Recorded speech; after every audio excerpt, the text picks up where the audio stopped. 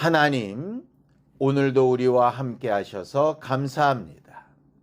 하나님이 우리를 가르치시는 진리를 따라 우리의 마음과 생각을 하나님의 말씀에 잘 맞추고 우리가 가야 될 목표와 그 길을 제대로 선택하며 살아갈 수 있는 겸손한 교회들이 되게 도와주시옵소서. 오늘도 말씀 가운데 우리의 생각을 바꿔야 할 부분과 잘 유지해야 될 부분들을 분별할 줄 알게 하여 주시고 하나님 앞에 서게 되는 그날까지 하늘 가는 여정을 잘 걸어갈 수 있는 거룩한 성도들이 되게 하여 주시옵소서.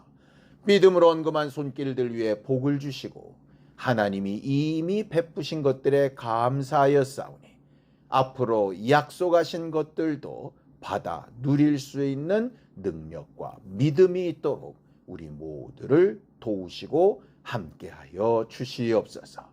예수님의 이름으로 기도하였습니다. 아멘.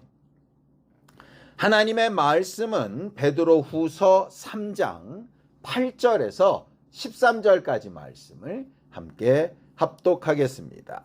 베드로후서 3장 8절에서 13절까지 말씀입니다.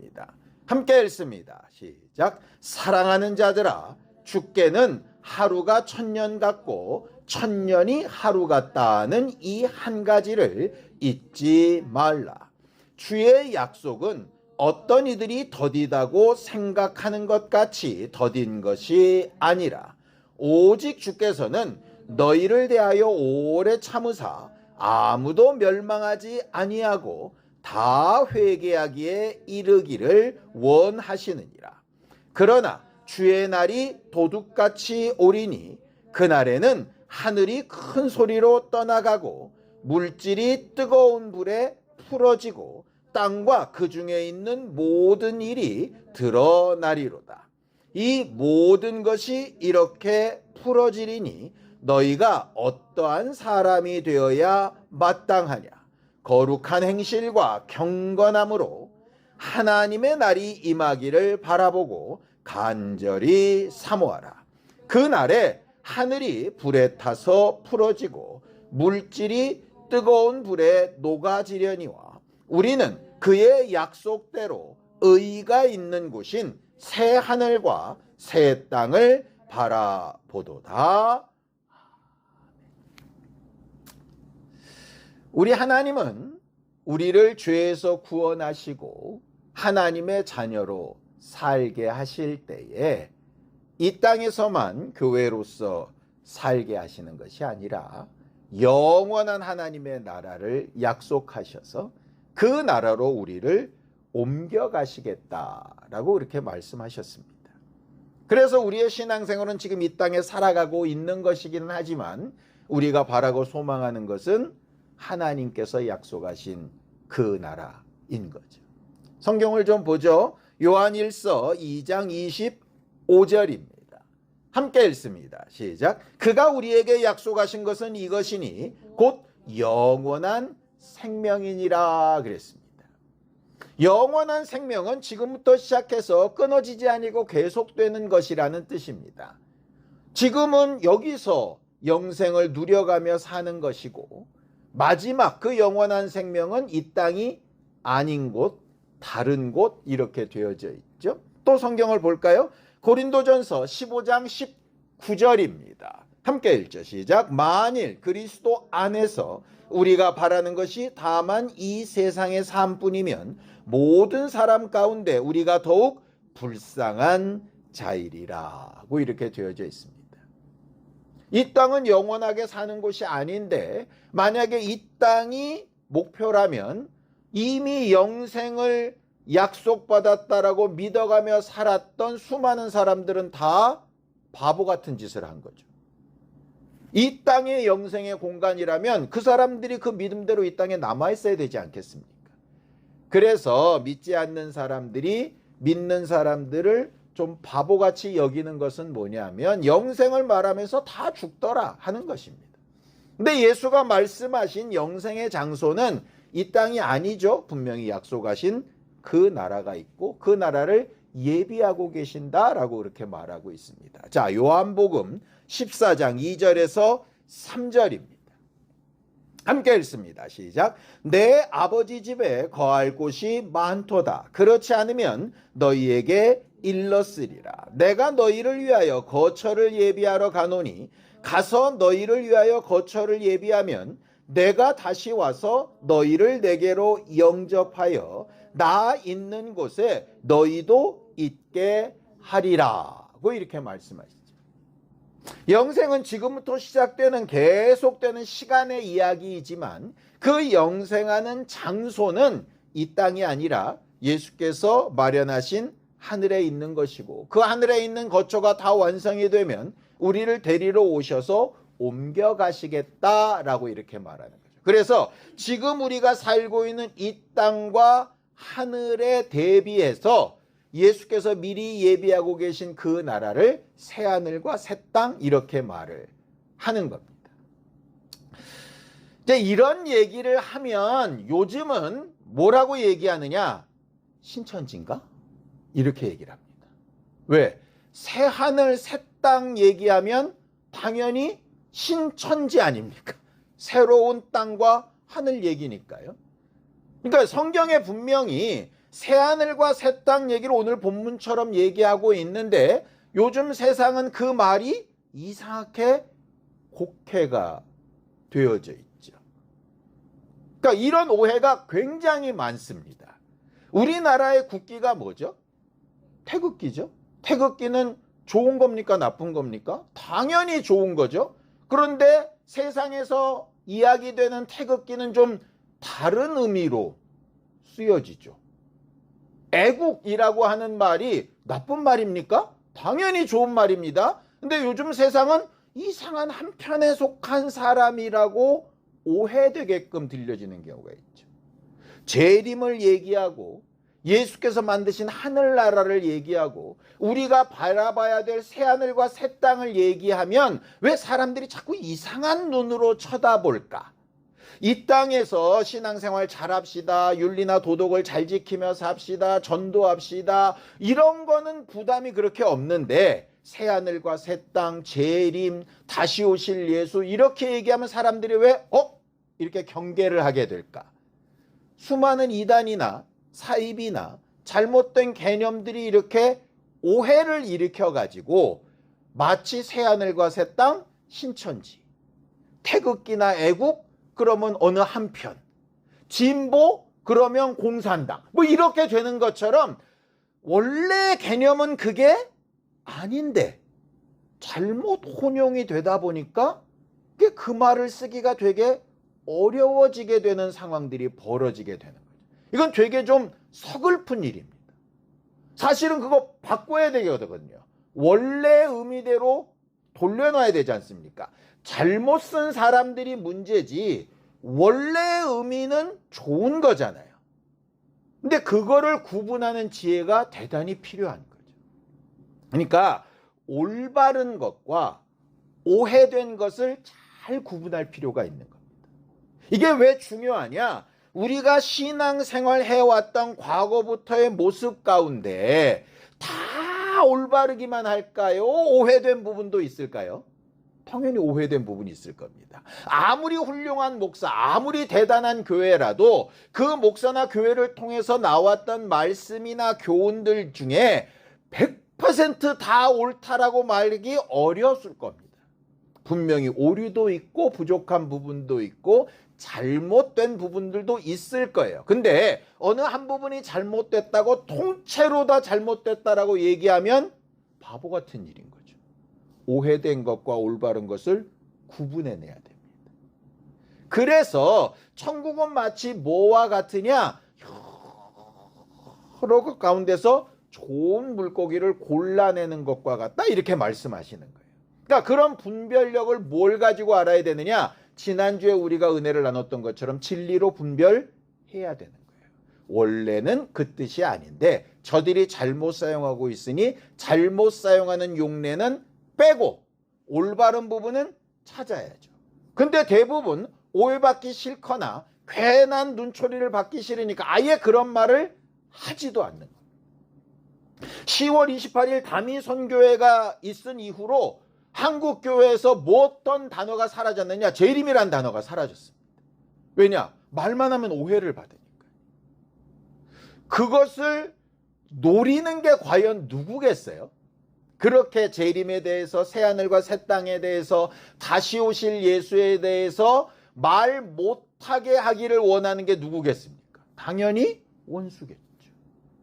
그러니 우리는 제대로 된 개념을 오해되지 않게 잘 정립하고 말할 필요가 있게 되는 거죠. 아는 사람들이 먼저 해야 되는 거예요. 그럼 결과적으로 우리는 하나님 앞에서 어떤 나라, 어떤 예수, 어떤 새하늘과 새 땅을 바라고 꿈꿔야 될까 하는 문제가 이렇게 남는 겁니다. 우리 스스로가 잘 정리할 필요가 있는 거죠. 우리는 분명히 이 땅에 살면서 이 땅에서의 선하고 착하고 성실하게 살아야 되는 신앙생활도 반드시 해야 되지만, 반드시 결국에는 하나님이 약속하신 나라로 가야 되고, 그 나라를 가기 위해서는 그분이 다시 오셔야 된다는 사실을 분명하게 말하고 가르칠 필요가 있는 사람들입니다. 하늘 가는 여정을 살자고 우리가 1년 동안 했는데, 그 하늘 여정의 끝이 어디냐 하면 다시 오실 예수, 우리가 가야 될 그 땅이라고 하는 거죠. 그럼 우리는 어떤 땅을 기대하고, 어떤 재림을 기대하고, 어떤 예수를 기대해야 될까? 딱 두 가지만 정리하면 좋을 것 같습니다. 첫 번째 이겁니다. 사도행전 1장 11절입니다. 함께 읽죠. 시작. 이르되 갈릴리 사람들아, 어찌하여 서서 하늘을 쳐다보느냐? 너희 가운데서 하늘로 올려지신 이 예수는 하늘로 가심을 본 그대로 오시리라 하였느니라 라고 이렇게 되어져 있어요. 이 말씀이 왜 중요하냐? 이것 때문입니다. 이 세상에 존재하는 수많은 이단이나 사이비들이 스스로를 재림 예수라고 말하는 사람들이 많습니다. 근데 그 재림 예수라고 말하는 사람들이 뭐라고 사람들에게 설득을 하느냐? 예수님께서 처음 이 땅에 오셨을 때 사람들이 알아봤냐 못 알아봤냐 묻습니다. 알아봤나요? 못 알아봤나요? 못 알아봤죠. 목수 요셉의 아들 아니냐, 다 이렇게 얘기했습니다. 그것처럼 나도 재림 예수인데 사람들이 못 알아보는 건 당연하다, 이렇게 이야기하는 거예요. 그 당시에 예수라는 이름이 하나님의 이름이라고 누가 알았냐? 다 여호와라 그랬지. 예수라는 이름이 하나님의 이름이라 그랬을 때 신적 모독이라고 이야기하지 않았냐? 그러니 내 새 이름으로 온 것도 지금 사람들은 모른다. 나는 새 이름을 받고 왔다. 그러니 뭐 안상홍 얘기도 하고 뭐 이렇게 얘기하는 거예요. 그럴듯하죠. 근데 그걸 단번에 깨트리는 말씀이 이 말씀입니다. 초림은 사람의 모습으로 사람 가운데 새 이름을 가지고 오셨지만, 다시 오실 예수는 뭐라고 분명히 얘기하죠? 올라가심을 본 그대로 사람 가운데서 태를 빌려서 오는 게 아니라 공중에 올라가신 그 모습 그대로 영광으로 오신다, 이렇게 되어 있습니다. 만약에 재림 예수라고 하는 그 사람이 하늘에서 내려왔다는 증거가 있다면 생각해 볼 필요가 있습니다. 그게 아니라면 일고의 가치가 없습니다. 그러니까 자꾸 초림 예수랑 빗대어서 자기를 설명하는데, 성경은 분명히 초림으로 오셨던 예수와 다시 오실 예수는 다른 모양으로 오신다라고 분명히 말하고 있기 때문에 그래요. 근데 그럴듯한 말로 속게 되는 거죠. 또 하나 중요한 말씀은 이겁니다. 마태복음 24장 35절에서 36절입니다. 함께 읽죠. 시작. 천지는 없어질지언정 내 말은 없어지지 아니하리라. 그러나 그 날과 그때는 아무도 모르나니 하늘의 천사들도 아들도 모르고 오직 아버지만 아시느니라. 우리가 10월 28일 담임 선교회가 절대적으로 잘못됐다고 얘기했던 이유가 뭡니까? 그 날과 때를 말했기 때문입니다. 그건 아들이신 예수도 알지 않기로 생각하셨던 부분인데, 그럼 자기가 예수보다 낫다는 얘기냐라는 말이 되는 거예요. 결국 날과 때는 말할 수 없는 겁니다. 사람 가운데 태어났다면 재림 예수가 아니고, 날과 때를 이야기한다면 정상적인 신앙이 아닙니다. 사람들은 또 이렇게 얘기합니다. 재림의 때는 노아의 홍수 때와 같다고 했는데 노아는 홍수가 있을 걸 알았지 않냐? 맞습니다. 홍수가 있을 걸 알았죠. 근데 언제 있을까는 몰랐습니다. 우리도 똑같습니다. 재림하여 오실 예수가 오신다는 걸 알고 있고요. 그때가 되면 이 땅이 완전히 풀어지고 모든 물질이 사라질 거라고 오늘 말씀대로 알고 있습니다. 노아의 홍수 때와 같습니다. 방주를 준비하듯 믿음을 준비해야 되는 것도 맞습니다. 그러나 그 날과 때는 모릅니다. 그게 정상이에요. 그러니까는 적당한 말로 이야기하는 걸 그런가 보다라고 이렇게 속으면 정상적인 개념이 오해가 생긴다는 거예요. 그래서 말씀을 잘 생각하고 분별할 때 누군가 뭐라고 그럴듯한 말을 한다면 정말 그 말이 맞는지를 말씀 가운데 잘 분별하여 쪼개볼 필요가 있다는 거예요. 우리가 앞으로도 계속해서 예수의 재림을 기다리며 말해야 되고 새 하늘과 새 땅을 기대하며 말해야 되지만 두 가지 중요한 것 하나, 재림 예수는 절대로 사람의 모양으로 오지 않는다는 것과 어느 누군가 날과 때를 이야기하거나 장소를 얘기한다면 100% 이단이라는 겁니다. 그게 아닌 상태에서 우리는 최대한 새하늘과 새 땅을 사모하고 가야 될 그 나라를 사모해야 될 사람들인 거죠. 그런 것들이 싫어서 아예 무시해버린다면 우리 삶의 끝에 진짜 가져야 될 참 소망을 잃어버리며 이 땅에서 허덕이며 사는 것으로 끝날 수도 있습니다. 초대교회에서도 똑같은 질문이 있었습니다. 초대교회는 지금 우리가 사는 세상보다 훨씬 더 핍박이 많고 어렵고 아픔이 많았던 시대였지 않습니까? 그러다 보니 사람들의 마음속에 자꾸 어떤 생각이 있느냐, 이 어렵고 힘들고 아픈 세상을 빨리 벗어나서 예수께서 오셔서 하늘나라로 갔으면 좋겠다, 이런 생각들이 굉장히 강했던 거죠. 그런 생각에 결정적으로 경고했던 바울이 전한 말씀이 이런 겁니다. 우리가 이 땅에서 하나님께서 약속하신 부활과 영생을 사모하는 삶은 벗고자 함이 아니라 덧입고자 함이다, 이렇게 되어져 있어요. 무슨 얘기냐? 지금 있는 현실을 어떻게든 벗어나가지고 도망가려는 삶이 아니라 그 위에 하나님의 은혜를 덧입어서 지금부터 살아가는 삶 가운데 마지막 그날까지의 삶을 잘 연결시키는 것이다, 이렇게 되어 있는 거죠. 결국 초대교회에서는 이걸 벗어나서 좋은 거를 단번에 얻기를 바랬지만 베드로도 그렇게 말하고 있지 않다는 거예요. 자, 성경 본문으로 돌아갑니다. 베드로서 3장 8절에서 9절입니다. 함께 읽죠. 시작. 사랑하는 자들아, 주께는 하루가 1000년 같고 1000년이 하루 같다는 이 한 가지를 잊지 말라.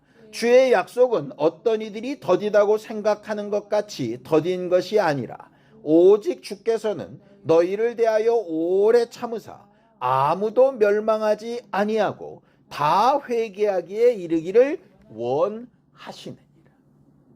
지금 베드로 앞에 있었던 초대교회들은 이 어려움을 빨리 끝내고 이 어렵고 힘든 시간을 빨리 정리하고 우리가 바라고 소망하고 행복하고 좋은 날로 빨리 옮겨갔으면 좋겠다, 이런 생각을 하고 있는 거잖아요. 이거를 우리의 삶에 적용시키면 이런 곳에 적용시킬 수 있습니다. 우리가 기도할 때 말입니다. 우리가 좋고 아름다운 일을 감사하는 기도도 하지만 많은 기도의 제목들이 대부분 아직 안 이루어지고 어렵고 벗어나고 싶고 해결됐으면 좋겠고 하는 그런 것들을 기도하지 않습니까?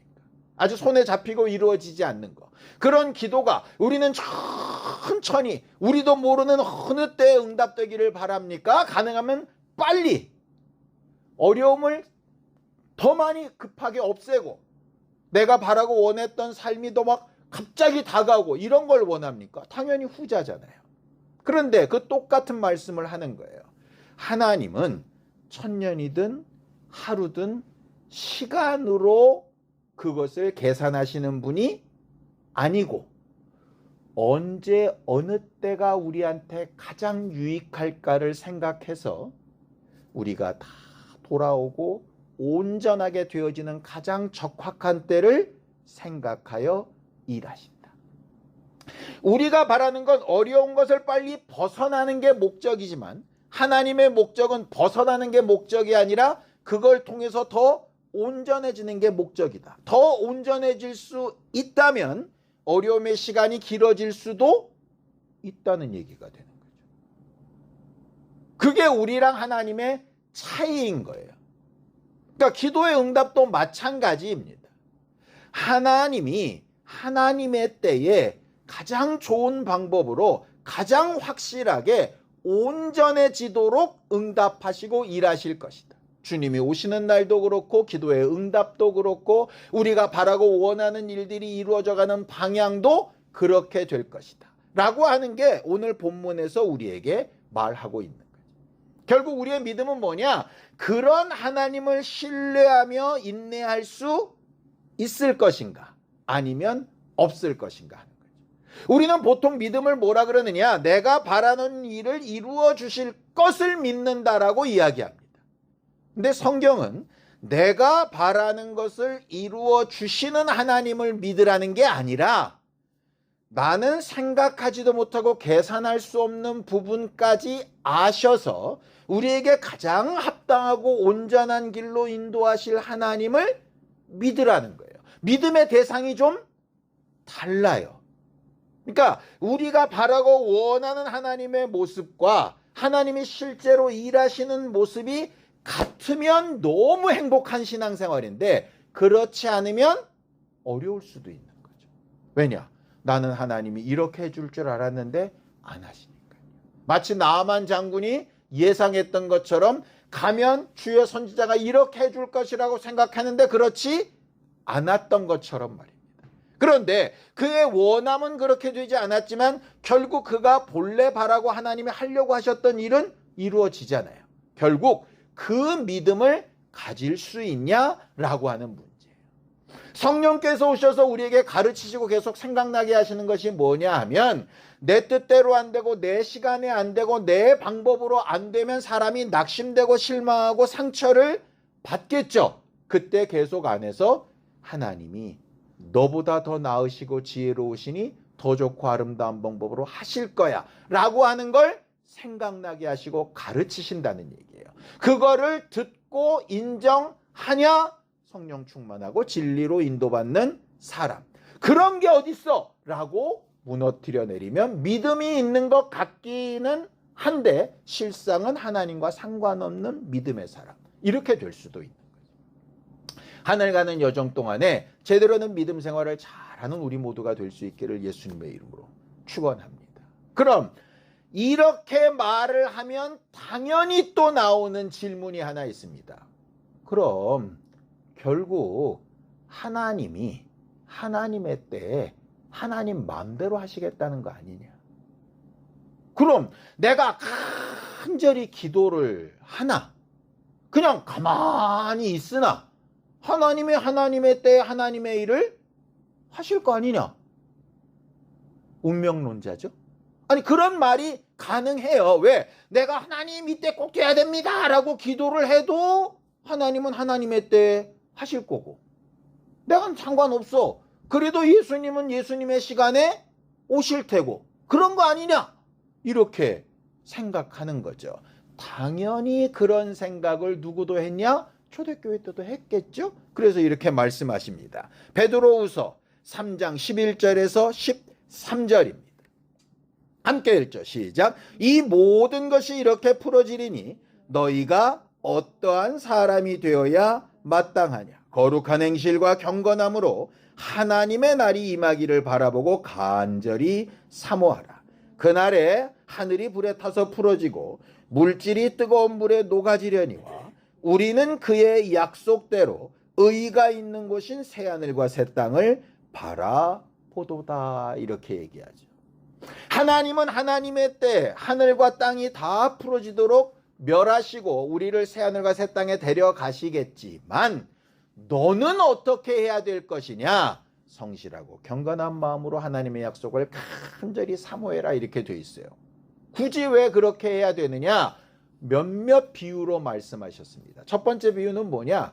열처녀의 비유입니다.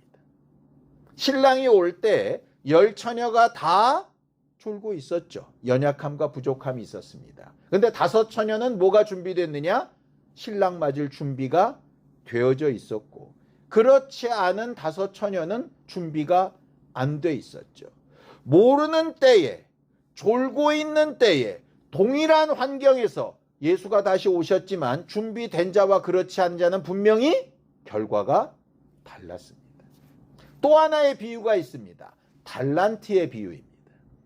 5달란트, 2달란트 받은 사람은 받은 것으로 열심히 자기가 수고해서 열매를 남겼습니다.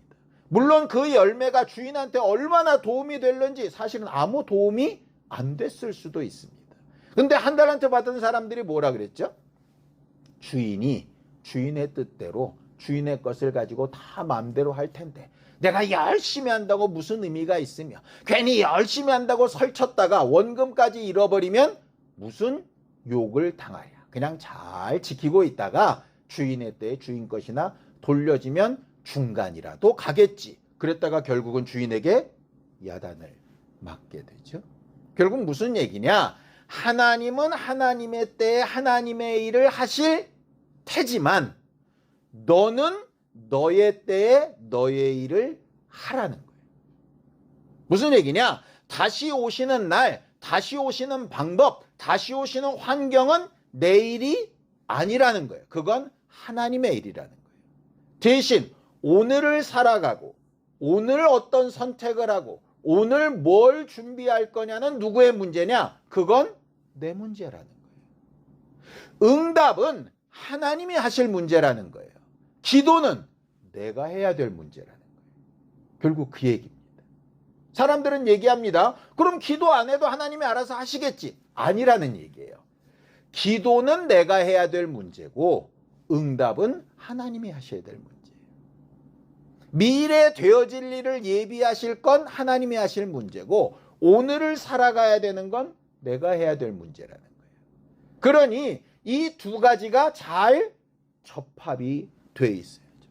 그래서 하늘 가는 여정을 살아가는 사람이 두 가지를 반드시 생각해야 하는데, 첫 번째는 우리가 이 땅에 소망을 두고 사는 게 아니라 하늘에 소망을 두고 살아가야 된다는 건 절대로 변치 말아야 됩니다. 대신 그 하늘의 소망은 거기를 바라보고 살되 오늘 내게 주신 환경과 삶도 성실하게 잘 감당해야 되는 거죠. 예를 들어 볼게요. 바울과 실라가 감옥에 갇힙니다. 하나님께서 풀어주시고 자유하게 하시기를 소망합니다. 그렇죠? 하나님은 그렇게 하실 겁니다. 바울과 실라는 언제 그 일이 일어날지, 이게 착고가 풀릴지, 재판이 잘 진행될지, 지진이 일어날지 알았을까요? 몰랐을까요? 그건 모릅니다. 왜? 그건 하나님이 하실 일이니까요. 그런데 그들은 뭘 하죠? 어차피 하나님이 풀어주실 거 자자! 이렇게 하는 게 아니라 찬송하고 예배하고 기도하고 하는 일을 어디서도 하느냐? 감옥 안에서도 합니다. 자, 예수께서 겟세마네 동산에서 땀방울이 핏방울이 되도록 기도하십니다. 그런데 하나님은 하나님의 일을 하시기로 작정하셨습니다. 어차피 이렇게 된 거 그냥 뭐 대충 가다 보면 십자가 지고 죽었다가 부활하겠지, 그렇게 안 하시죠. 적극적으로 자, 일어나라, 함께 가자, 죽는 길에 적극적으로 가시고 재판에도 적극적으로 임하시고 십자가도 적극적으로 치시고 마지막 순간까지 하나님이 미리 예언하신 말씀을 잊지 않고 십자가상에서 7마디의 말을 끝까지 다 이루시고 다 이루었다까지 하십니다. 왜? 아니 어차피 하나님이 죽이셨다가 어차피 하나님이 살리실 건데 내가 뭘 그렇게 열심히 할 거냐, 이렇게 하지 않고 자기에게 주어진 작은 일에 충성되이 일하시죠. 내가 하는 일이 하나님의 일과 직접적으로 연관이 안 될 수 있습니다. 그런데 작은 일에 충성된 모습을 누가 보시느냐? 하나님이 보신다는 거죠. 이와 똑같은 얘기를 바울은 이렇게 설명합니다. 고린도전서 7장 20절에서 21절입니다. 함께 읽죠. 시작. 각 사람은 부르심을 받은 그 부르심 그대로 지내라. 내가 종으로 있을 때 부르심을 받았느냐? 염려하지 말라. 그러나 내가 자유롭게 될 수 있거든 그것을 이용하라. 이렇게 되어 있습니다. 이거 잘 들어봐야 됩니다. 보세요. 야, 종으로 부름을 받아서 예수 믿는 사람이 됐냐? 하나님이 자유하게 하셨는데 무슨 종이냐? 주인들 인정하지 말고 반란을 일으켜서라도 사회를 뒤엎어서라도 그냥 막 자유롭게 되고 자유한 선지자로서 그렇게 역할을 감당해라. 이렇게 이야기하지 않죠. 그래서 간혹 신학의 문제 가운데 이런 게 있습니다. 바울은 노예제도를 인정했는가? 성경은 노예제도를 인정하는가? 뭐 이런 거예요. 그래서 백인 우월주의자들이 얘기하는 겁니다. 봐라, 흑인 노예들이 있을 때 노예는 노예대로 그냥 있으라고 성경에 돼 있잖아. 이렇게 해서 핍박하는 경우들이 실제로 존재했거든요. 근데 그건 그 말이 아니에요. 하나님께서 자유하게 하셔서 자유하게 될 기회가 됐다면 사용해라. 그런데 그게 안 됐다고 염려하거나 낙심하지 말아라. 자유자로 신앙생활을 하나 노예로 신앙생활을 하나 다르지 않다라고 얘기하는 거예요. 근데 사람들은 자꾸 노예로 신앙생활을 하니까 노예에서 벗어나서 자유자가 돼야지 소망하는 거 나쁜 일 아닙니다. 그런데 소망이 크다 보면 뭐가 되느냐? 염려가 많아지고 염려가 많다 보면 낙심까지 되는 거죠. 가난하냐? 가난에서 벗어나기 위해서 기도해라. 그런데 가난한 것이 계속 유지되는 날들이 낙심이나 실망이 되면 안 된다는 거죠. 병들었냐? 나으려고 해라. 그런데 낫는 일이 하루 이틀 진행되면 왜 안 낫지? 왜 안 되지? 이렇게 하면 뭐가 안 되냐? 아픈 상태에서라도 내가 해야 될 작은 일이 안 된다는 거예요. 왜? 벗어나려고만 하지 그 일에 주어진 것을 못 한다는 거예요. 입원을 했다고 칩시다. 입원한 가운데서도 같은 아픔을 가진 사람한테 예수를 전할 수 있는데 뭘 기대하느냐? 내가 빨리 나아가지고 건강해져서 다시 면회를 와가지고 전도해야지. 이렇게 된다는 거예요. 가난을 빨리 벗어나 돈을 많이 번 다음에 그걸 간증해서 전도해야지. 이렇게 돼야 된다는 거예요. 오늘 공부를 열심히 해가지고 오늘 해야 될 예배나 기도를 다 뒤로 미루고 좋은 학교나 좋은 환경이 된 다음에 교회를 크게 세우고 내가 리더가 돼서 뭔가를 해야지. 이렇게 된다는 거예요. 소망을 품는 거 좋습니다. 그런데 눈은 하늘을 향해서 보지만 발은 어디 붙어 있어야 되느냐? 오늘 이 땅에 붙어 있어야죠. 그럼 그 일을 이루실 건 하나님이시고 난 기도했으니 그럼 오늘 내가 해야 될 일은 뭐지? 이렇게 해야 되는 거예요. 근데 많은 사람들이 소망과 믿음이 커지면 커질수록 뭐가 많아지냐? 현실의 불만이 많아질 수밖에 없게 됩니다. 반대로 현실에 감사합시다, 안주합시다 자꾸 이러면 뭐가 사라지느냐? 점점점 하늘 소망이나 미래에 대한 꿈이 사라집니다. 아이, 그런 거 꼭 바라는 거 아니야. 뭐 꼭 그렇게 나야만 맛인가? 뭐 꼭 교회가 부흥이 돼야 되는 거야? 그냥 우리끼리만 행복해도 돼. 굉장히 좋은 믿음 같은데 성경은 이것도 행하고 저것도 버리지 말라고 이야기하시는 거예요. 자, 생각해 봅시다. 그럼 소망이 커지고 믿음이 커질수록 현실에 불만이 드는 게 당연지사고, 현실에 만족합시다를 막 이야기하면 미래의 소망이 점점점 옅어지는 게 당연지사인데, 이 함께 할 수 없는 두 가지를 다 붙들고 가기 위해서 뭘 해야 될까요? 그래서 성령의 도우심이 필요하고 기도가 필요하고 다시 생각해 보는 게 필요하고 내가 할 수 없는 그것을 도움을 요청하고 위로받는 일이 필요한 거예요. 미래의 소망을 따라 이루어지지 않는 것이 낙심되지 않기 위해서 하나님의 위로가 필요하고, 지금 현재의 삶을 최선을 다해 살면서도 미래의 꿈을 잃지 않기 위해서 하나님께서 생각나게 하시는 소망과 믿음이 필요한 겁니다. 우리의 힘으로는 그 두 가지를 다 균형 잡혀 살기가 쉽지 않고 거의 불가능에 가깝기 때문에 그래서 매 순간 신앙생활하면서 이 둘의 균형을 계속 맞춰가려고 해야 되는 게 신앙생활입니다. 자꾸 우리가 하나님 앞에 이렇게 삽시다 저렇게 삽시다를 막 이야기하다 보면 마치 이 땅에 아름다운 삶을 누리고 사람들의 인정을 받는 게 신앙생활의 전부인 것처럼 착각하게 될 때가 꽤 많이 있습니다. 하늘 소망, 믿음, 하늘나라, 영적인 거 막 이런 걸 따라가다 보면 이 땅에 함께하는 가족들, 함께하는 사람들을 무시하거나 등한시하게 되기가 쉬울 수 있습니다. 인정하자고요, 그 연약함을. 그럼 그 어려움을 인정할 때 어쩔 수 없어 이게 아니라 그 안 되는 부분을 어떻게 도움을 받아서 채울까를 애써야죠. 그래서 항상 사도 바울이 얘기한 것처럼 나는 날마다 죽는다. 주님께서 가르치신 표대를 향해서 지금도 계속 가고 있는 거다. 믿음의 진보가 계속 나타나야 정상이다. 이렇게 되는 거죠. 꿈이 없고 소망이 없는 게 대단한 믿음인 것처럼 난 하나님 주신 것으로 다 만족해. 이게 아주 엄청난 믿음인 것처럼 착각하지 않기를 예수님의 이름으로 축원합니다. 이 땅은 다 쓸데없이 버리는 것이고 체질이 다 녹아진대잖아. 그러니 하늘만 바라보고 이 땅에 다 쓸데없는 거, 공부도 필요 없고 돈도 필요 없어. 사람 간의 관계가 무슨 문제야. 그렇게 사는 것도 온전한 믿음이 아니라는 걸 분명히 알아야 됩니다.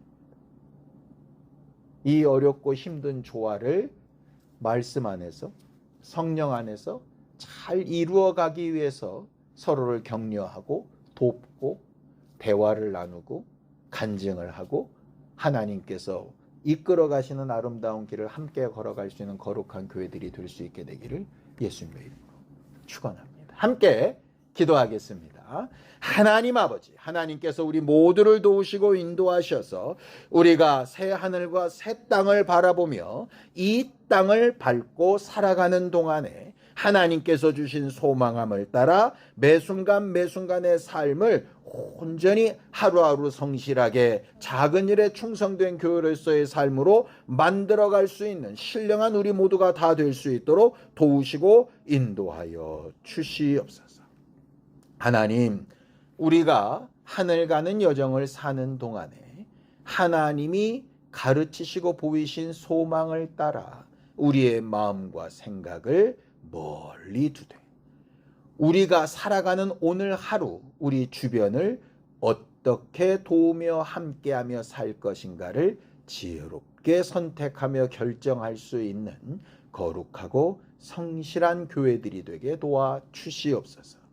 그래서 주 예수께서 하나님께도 사람들에게도 칭찬을 받고 사랑스러워져 가셨던 것처럼 우리의 모습도 그렇게 한 걸음씩 성장하고 발전하며 진보를 나타내는 거룩한 교회들이 되고 결국 우리가 바라봐야 될 새하늘과 새 땅을 향하여 한 걸음씩 더 가깝게 나아가는 거룩한 교회들로 삼아 주시옵소서. 예수님의 이름으로 기도하였습니다. 아멘.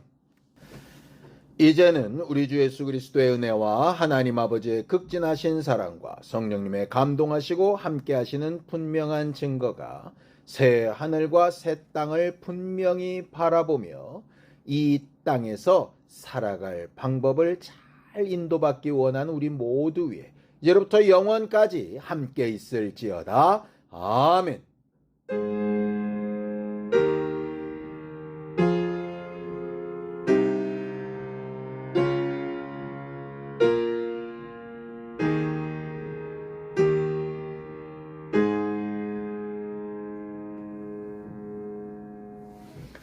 하늘 소망을 분명히 바라보며 이 땅을 잘 살아가는 우리 모두가 되기 바랍니다. 수고하셨습니다. 감사합니다.